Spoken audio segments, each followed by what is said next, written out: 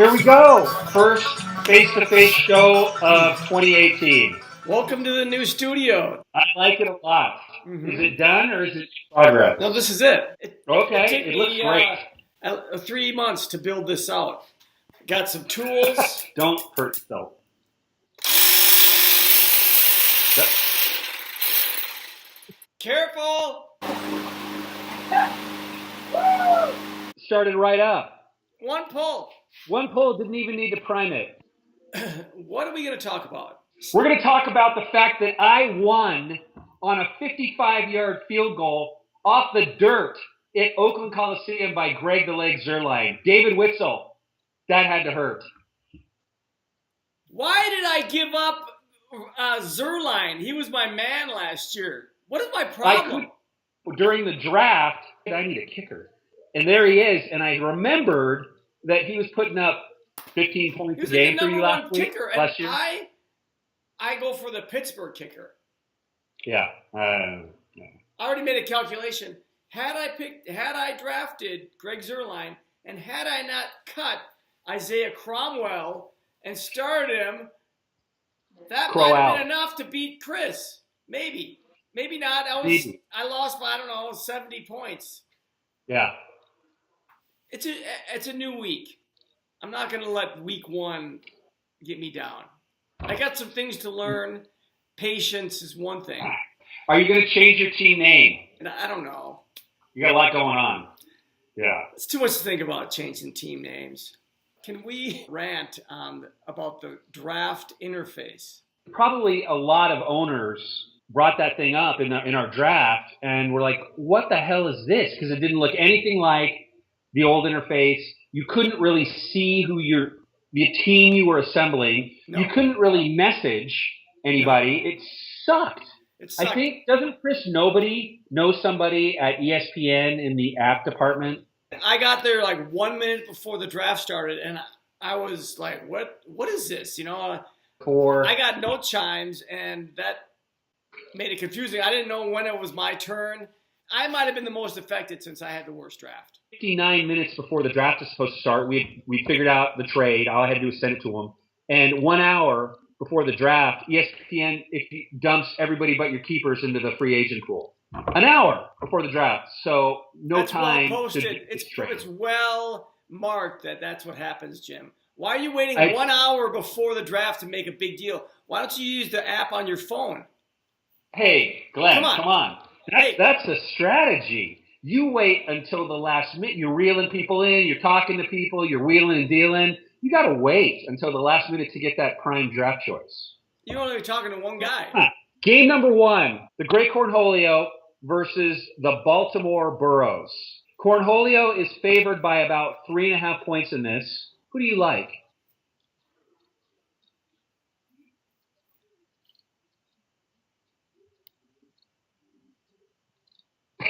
Maybe a little faster than that, though. Cornholio. The Great Cornholio. I like it. Okay, exactly. All right. Now I'm getting the hang of this now. Okay. Game number 2. Ray's Rage versus the Atomic Rooster. I'm going to go Atomic Rooster. Game number 3. It's the Ronning Brothers. The Bullies projected to score 109 points. Doesn't matter. CDG projected to score 90. Coup de grace. Coup de grace in a romp. Michael Thomas, how many points will he score? 3. Let's talk about Don's Ho, 0-1, versus Matt LaRoche, TB12. Don Ho with Marcus Mariota, Jordy Nelson, Michael Crabtree. He's got a bunch of Raiders on his team, and ex-Raiders. I like it. Good strategy, Don Ho. It's almost a tie. The projected score for Don Ho, 92.7. Projected total for TB, 92.9. Who is going to emerge with their first victory of the season? Glenn. Don Ho. Next T.Y. Hilton versus the 0-1 third-time lucky David Witzel. In an upset, T.Y. Hilton. David Witzel then goes to 0-2. Is that your prediction? It is, but he'll be fine. He'll be fine. He's always got a great team. Our last game of the season, Chauncey Shack, Tremaine Pickering, 1-0 versus the former greatest commissioner in the history of the Castro League, Garrett Mann's Dirty Sanchez squad. Who do you like? Sanchez picked up Adrian Peterson. I'm going to have to go with Chauncey Shack then.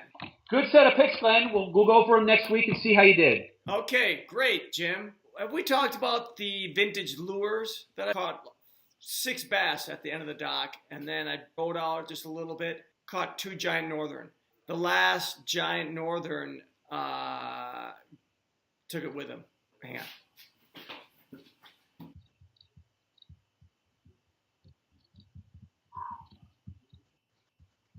I got to carry the show. It's never happened before. I've always had Glenn here leading the way, and now I didn't realize the lures had yet to be purchased. Didn't realize he had to go to the store to get them. Thought they were just nearby him in the garage. Talking without me? But they're oh, hey, how's it going? Who are you talking to? Just trying to carry the show, filling dead air. I think you need to start making lures. Those beautiful barbed treble hooks. Exactly. No catch and release with those. I did.